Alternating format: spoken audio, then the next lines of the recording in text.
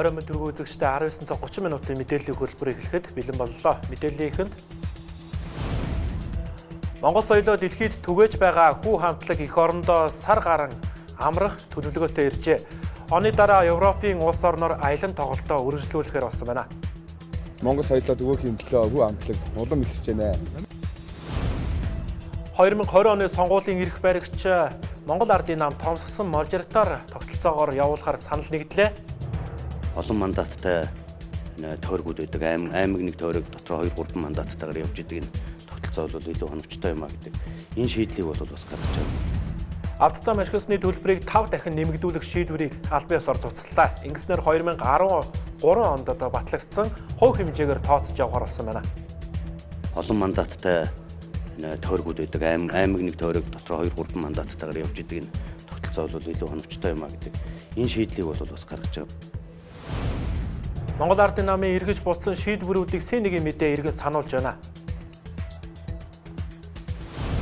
Эхний мэдээллийг танилцуулъя. Дэлхийн хөгжмийн ертөнцийг байлдан дагуулж байгаа хүү хамтлаг өчигдөр эх орондоо ирсэн. Тус хамтлагийн авиаслаг залуусын талаарх мэдээллээр хөтөлбөр үргэлжлэн эхэлж байна.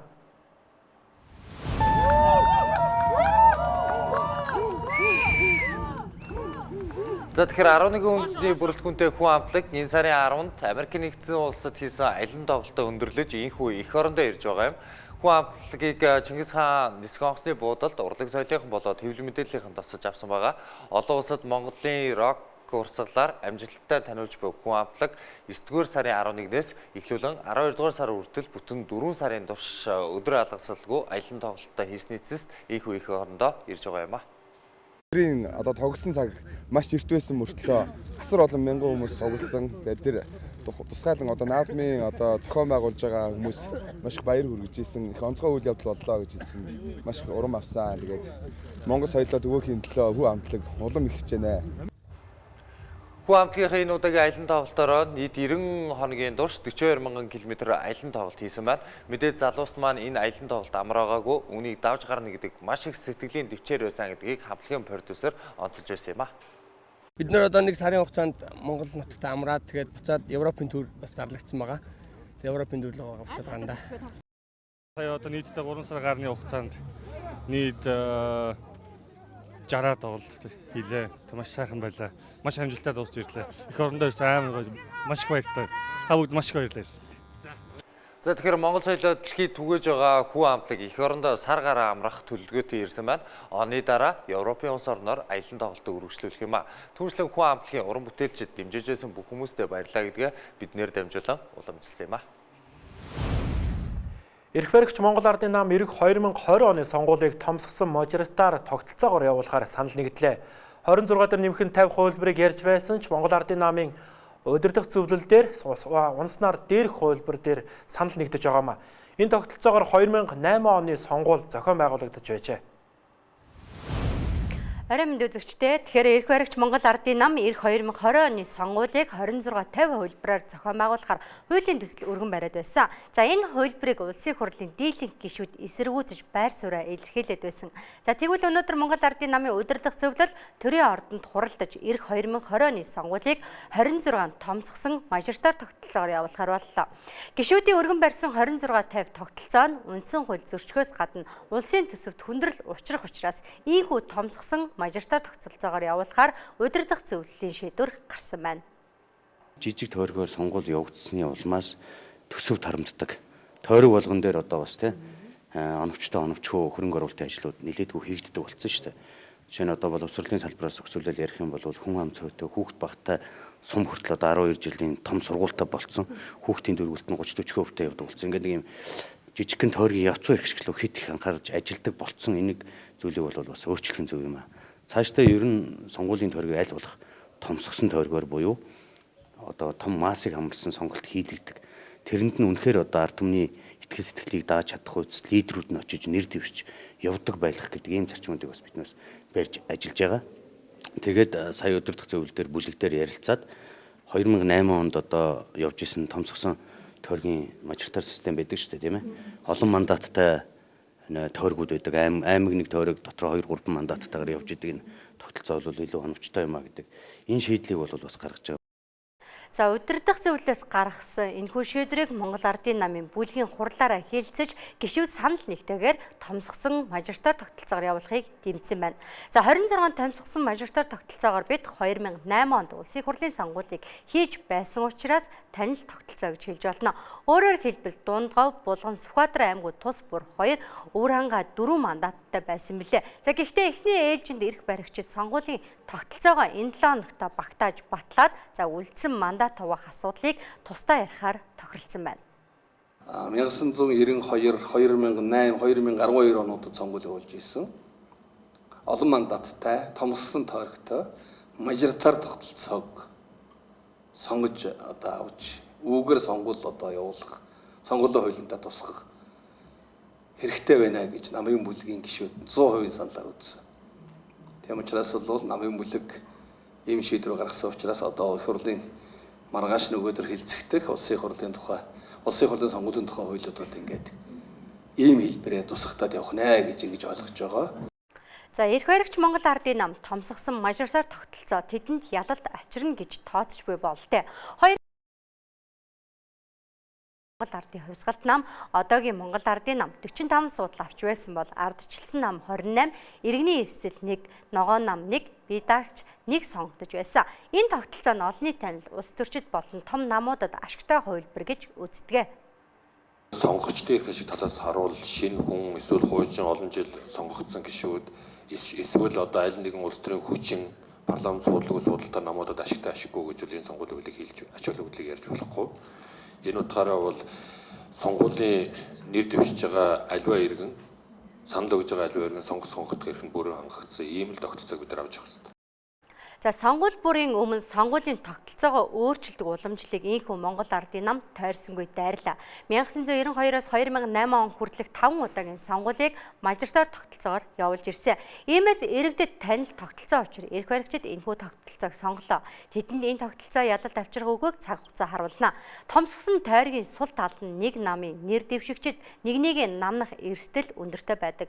Намын хагарал хурцдсан энэ үед томсгосон тойргийн сонгуул гал дээр тос нэмж хэмээн олон нийт ярьж байна. За Монгол улс 1992 оноос хойш 7 удаа сонгуул зохион байгуулж байна. Дээрх 7 сонгуулийн 4 нь 76 тойргоор зохион байгуулагдсан бол 3 нь 26 тойргоор явагдсан байдаг. За тодруулж хэлбэл 1992, 2008, 2012 оны сонгуулийг томсгосон буюу олон мандаттай тойргоор явуулсан бол 1996, 2000, 2004, 2016 оны сонгуулийг жижиг тойрог буюу мажоритар тогтолцоогоор зохион байгуулсан байдаг юм байна.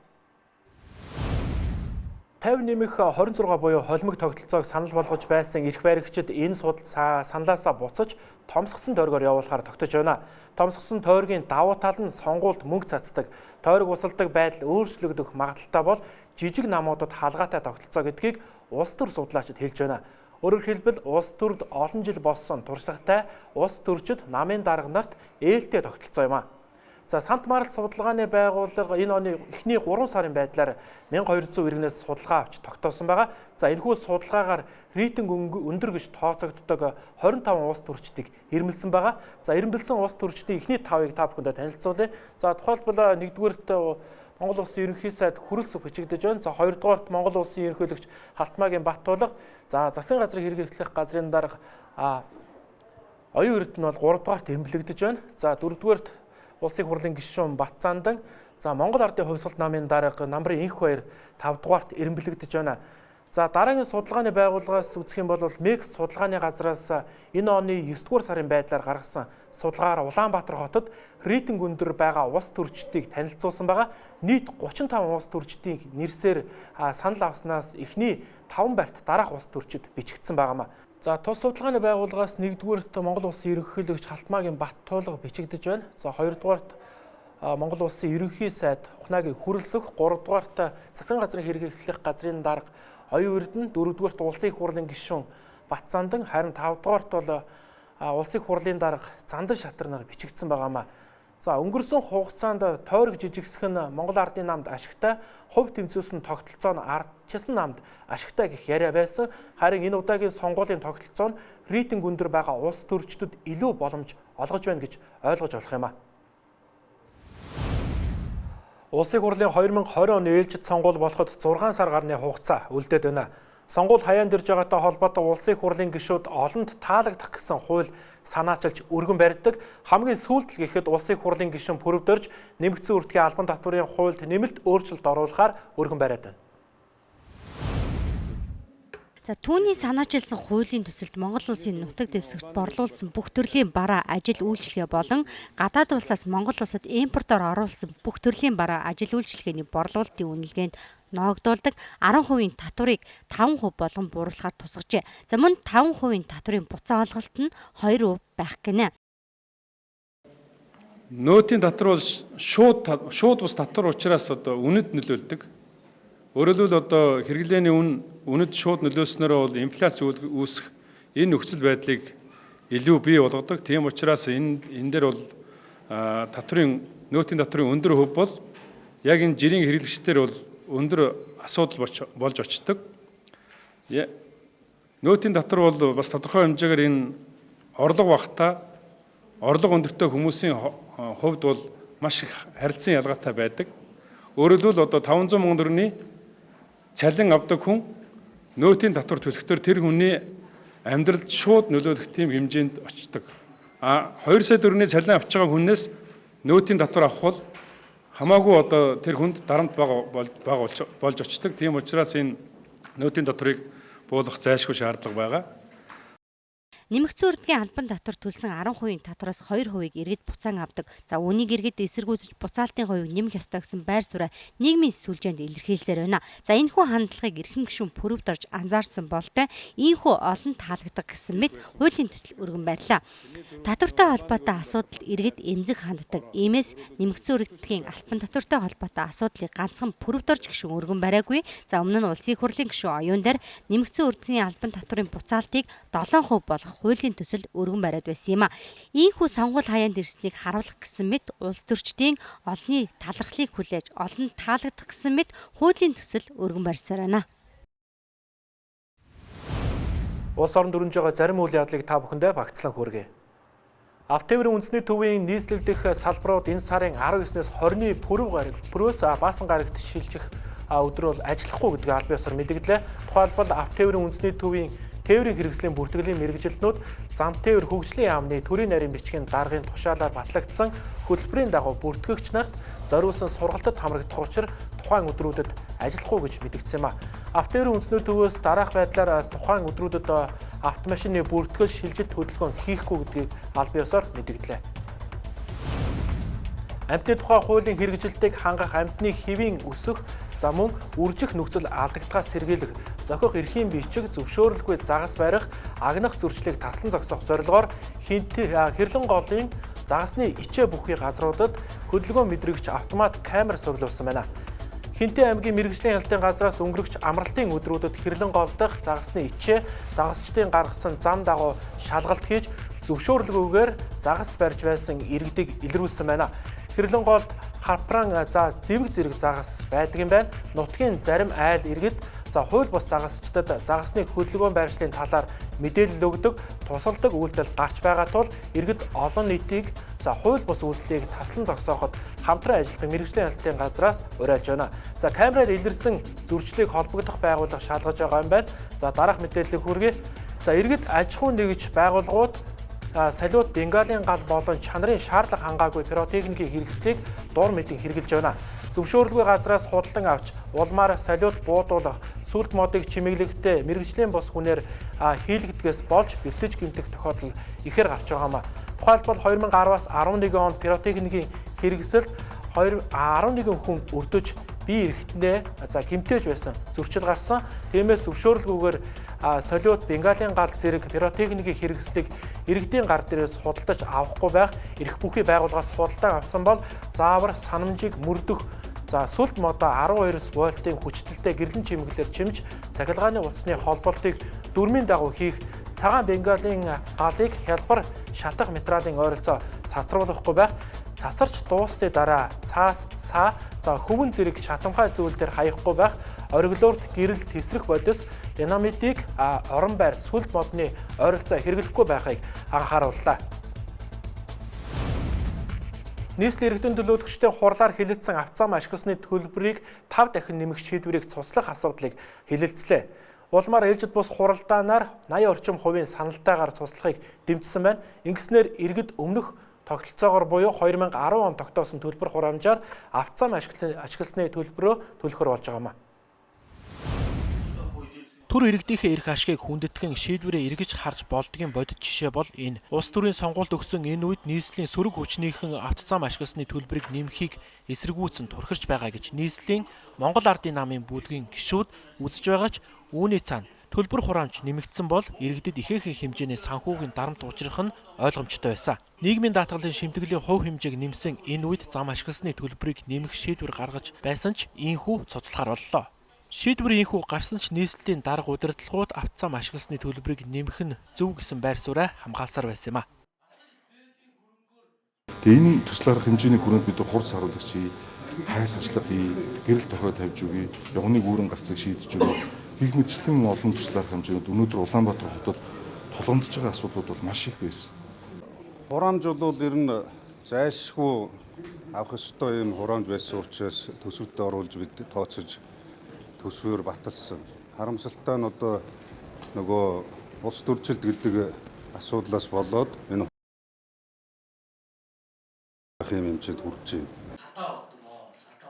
Хэрвээ төлбөр хураамж нэмэх шийдвэрийг гаргахгүйгээр нийслэлийн төсвөөс 300 гаруй тэрбум төгрөгийг улсын төсөв төвлөрүүлэхгүйгээр хоттоо зарцуулсан бол замаа засах хангалттай хөрөнгө байсан гэдгийг нийслэлийн ардчилсан намын зүгээс хэлж байна. Өөрөөр хэлбэл энэ 300 тэрбум төгрөгийг хэрвээ эдгээр улсын төсөв тушаахгүй Улаанбаатар хотод бий болсон юм чинь одоо хөрөнгөчтэй. Тийм учраас энийгээ шийдэхгүй бариад үлдсэн бол юун 50 тэрбум төгрөг тийм үү нэмэх биш. 300 тэрбум төгрөгөөр бид нар бүтээн байгуулалтыг бүрэн боломжуулах хотод байгаа. Тэгээд хотод бий болсон энэ хөрөнгийг улсад тушаачаад хотынхоо иргэдээс эргээд татвараар мөнгө авах гэсэн бүр шудраг болсон шүү дээ. Бид энийг л хэлээд байна. Сөрөг хүчний зүгээс заавал иргэдээс төлбөр хураамж нэрээр дарамт үүсгэн хөрөнгө босгохоос илүү төвчж болох зардлуудаа танах ёстой гэж үзсэн. Тодорхойлбол энэ жилийн нийслэлийн 380 жилийн ойн арга хэмжээний зардал 3 тэрбум, аз жаргалын индекс тогтооход 1 тэрбум гаруй төгрөг. За мөн дарга нарын машиныг солихын тулд 2020 онд 1.5 тэрбум төгрөг төсөвлөж баталсан зэргийг танах боломжтой гэж үзсэн юм а. Эрх баригч Монгол Ардын нам 2016 оноос хойш эргэж буцсан олон шийдвэр гаргаж олон нийтийг таалцуулж бухимдуулаад байна. Хамгийн сүүлдэл гэхэд автозам ашигласны төлбөрийг 5 дахин нэмэгдүүлэх санал гаргасан ч энэ шийдвэрээ өнөөдөр буцааж шийдлээ. Гэвч засгийн газар нийслэлийн иргэдийн төлөөлөгчдийн хурлын бодлогогүй болчимгүй эргэж буцсан шийдвэрийн золиос иргэд болж байна. Ингээд Монгол Ардын намын эргэж буцсан шийдвэрүүдийг иргэн сануулж байна.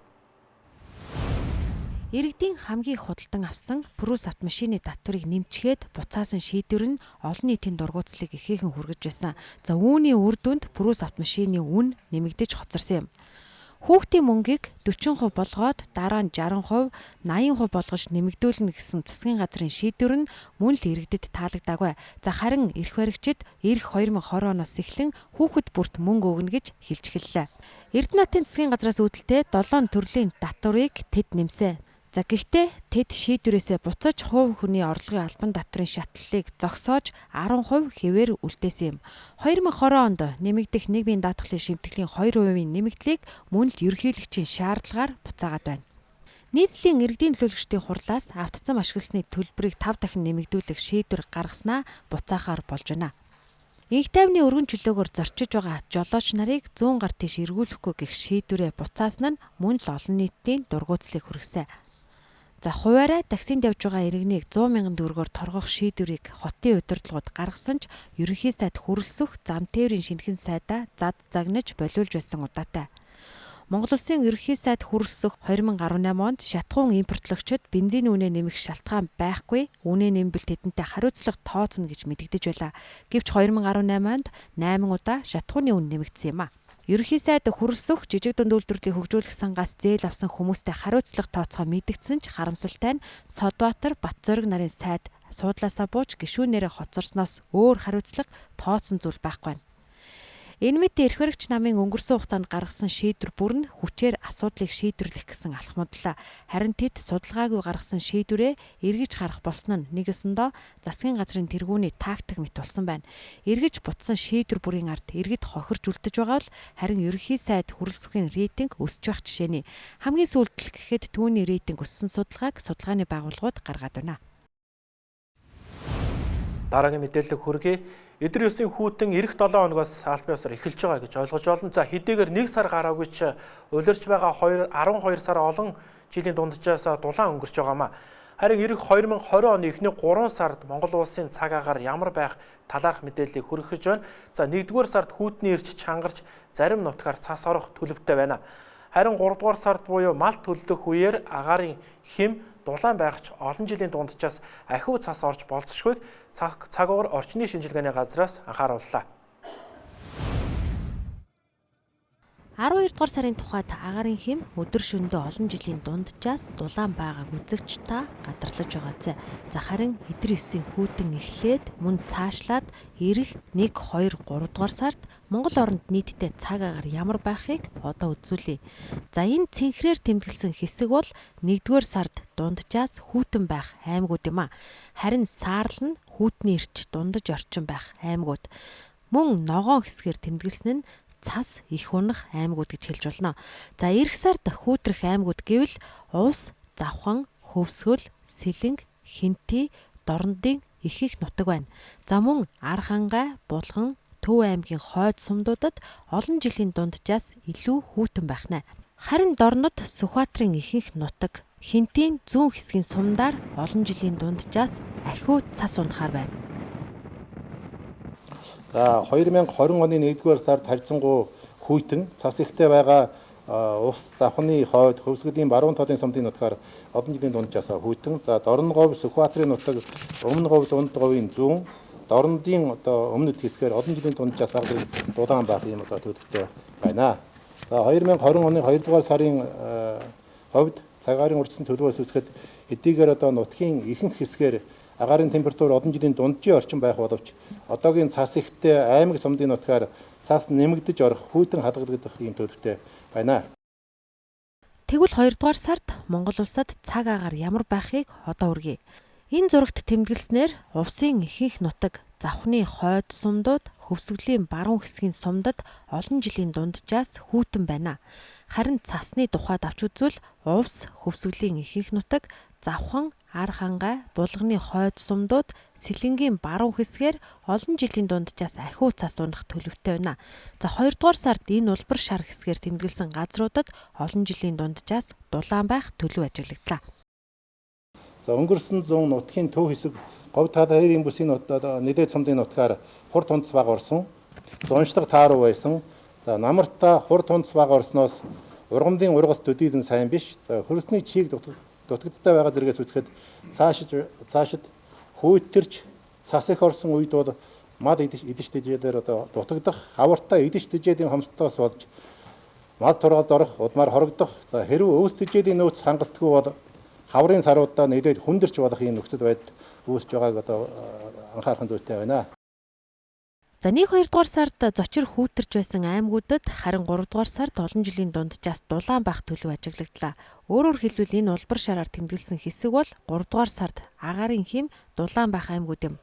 Харин эх 3 дугаар сард Баян үлгийн Увс аймагуудад олон жилийн дунджаас ахиу цас унах бол Хөвсгөл, Ховд, Сэлэнг, Булганы хойд сумдаар цас их унахыг энэхүү зурган дээр ногооноор тэмдэглэж харуулсан байна. Эрдэс баялагийг сорчлохгүйгээр шинэлэг технологи нэвтрүүлэн катодын зис үйлдвэрлэн гаргадаг ачид ихт компани 5 жилийн тохиож байна. Бүтээгдэхүүний чанараараа Лондоны металлын биржийн босхийг давсан уг компани нийгмийн хариуцлагын хүрээндээ компанийнхаа болон эрдэд үйлдвэрийн ажилчдад зориулан гаргасан жилийн 30% хүүтэй хувьцааны 5 дахь удаагийн ногдол ашигла тараасан тухай мэдээгээр хөтөлбөр үргэлжилж байна. Эрдэд үйлдвэрийн технологид таарахгүй хүдрийн овоолгоос өнгөрсөн 5 жилийн хугацаанд 50,000 тонн катодын зис үйлдвэрлэсэн амжилттай ачид ихт компани удирдлагууд байгууллагын соёл болон ажилчдын нийгмийн хамгаалалд онцгой анхаарч ажилладаг. Компанийн ажилчид үйлдвэрлэлийнх үр шимийг хүртэх ёстой гэж удирдлагын багаас шийдвэрлэн ачид зис хэмээх охин компанийг жилийн өмнө байгуулжээ.